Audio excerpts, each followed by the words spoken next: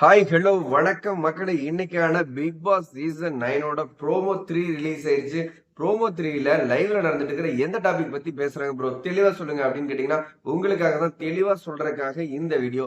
So என்ன நடந்துட்டு இருக்கு அப்படின்னு பாத்தீங்கன்னா, ட்ரையாங்கிள் சேப் ஒண்ணு நடந்துட்டு இருக்கு இல்லைங்களா பிக் பாஸ் வீட்ல. காதல் ட்ரையாங்கிள் சேப், இப்படி ஒரு ட்ரையாங்கிள், இந்த பக்கம் கமருதீன், இந்த பக்கம் நம்ம அரோரா, இந்த பக்கம் விஜய் பார்வதி, இப்படி ஒரு ட்ரையாங்கிள் ஷேப்ல வந்து ஒரு காதல் சீக்வன்சி வந்து நம்ம பிக் பாஸ் சீசன் 9ல நடந்துட்டு இருக்கு இல்லையா. சோ அது ஆதிரை வந்துட்டு வைல்ட் கார்டு என்ட்ரி உள்ள போயிட்டு விஜய் பார்வதி கிட்ட சொல்றாங்க, நீயும் அரோராவும் கமருதீன் இது ஒரு ட்ரையாங்கிள் ஷேப்ல ஒரு லவ் கேம் விளையாண்டு இருக்கிறீங்களா, அதை பாக்குறதுக்கு ரொம்ப சில்லியா இருக்குது, கேவலமா இருக்கு அப்படின்னு சொல்லிட்டு இருக்காங்க.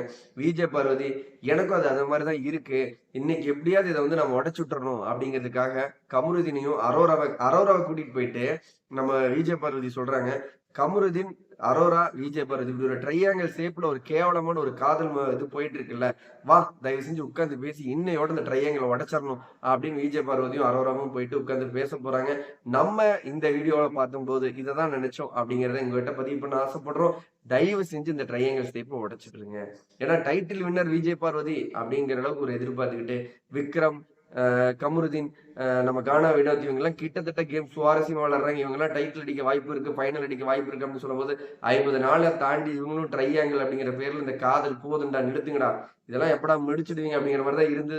ஸோ அந்த வேலையை விஜய் பார்வதி அரோராவும் இந்த நிமிஷம் லைவ்ல இப்போ உட்காந்து பேசிட்டு இருக்காங்க.